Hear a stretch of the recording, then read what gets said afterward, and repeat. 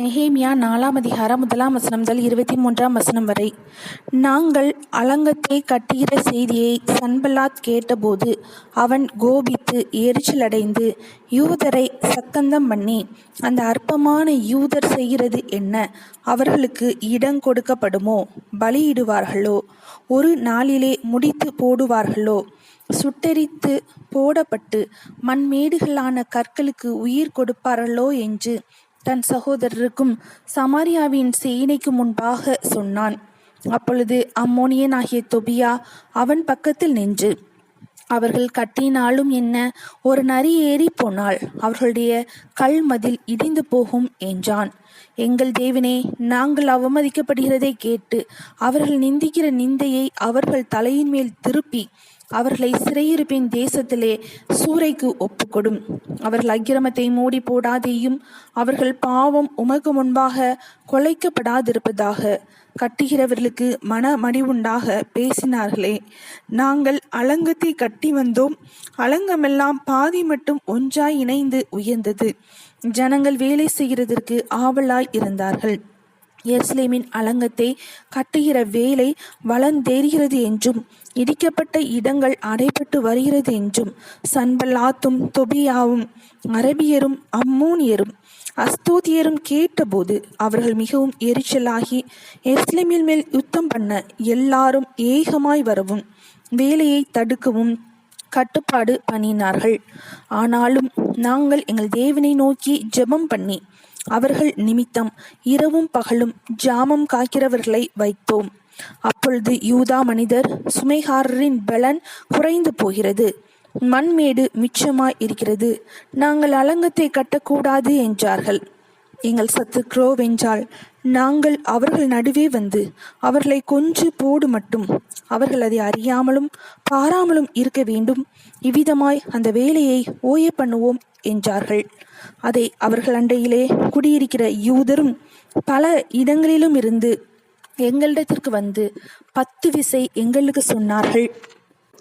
அப்பொழுது நான் அலங்கத்துக்கு பின்னாக இருக்கிற பள்ளமான இடங்களிலும் மேடுகளிலும் பட்டயங்களையும் ஈட்டிகளையும் வில்லுகளையும் பிடித்திருக்கிற ஜனசங்களை குடும்பமாக நிறுத்தினேன்.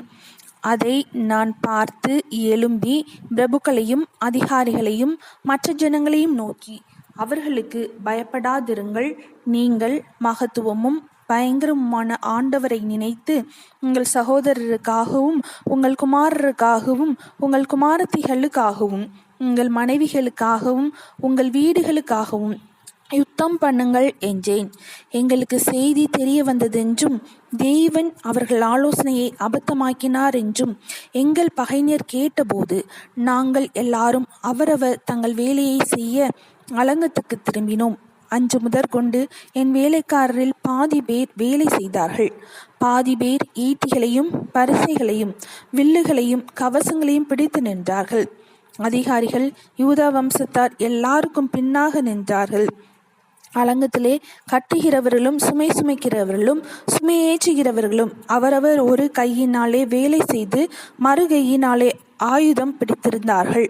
கட்டுகிறவர்கள் அவரவர் தங்கள் பட்டயத்தை தங்கள் இடுப்பிலே கட்டி கொண்டவர்களாய் வேலை செய்தார்கள். எக்காலம் ஊதுகிறவன் என் அண்டையிலே நின்றான். நான் பிரபுக்களையும் அதிகாரிகளையும் மற்ற ஜனங்களையும் நோக்கி, வேலை பெரிதும் விஸ்தாரமாய் இருக்கிறது, நாம் அலங்கத்தின் மேல் சிதறப்பட்டு ஒருவருக்கு ஒருவர் தூரமாய் இருக்கிறோம். நீங்கள் எவ்விடத்திலே எக்கால சத்தத்தை கேட்கிறீர்களோ அவ்விடத்திலே வந்து எங்களோடே கூடுங்கள், நம்முடைய தேவன் நமக்காக யுத்தம் பண்ணுவார் என்றேன். இப்படியே நாங்கள் வேலை செய்து கொண்டிருந்தோம். அவர்களிலே பாதி பேர் கிழக்கு வெள்ளுக்கும் நேரம் முதல் நட்சத்திரங்கள் காணும் மட்டும் ஈட்டிகளை பிடித்திருந்தார்கள்.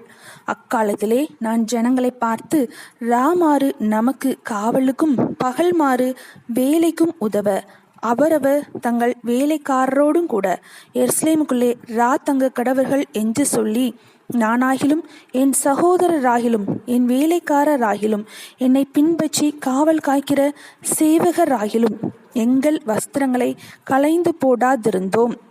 அவரவருக்கு ஆயுதமும் தண்ணீரும் இருந்தது. நெகேமியா 4ஆம் அதிகாரம் முடிந்தது.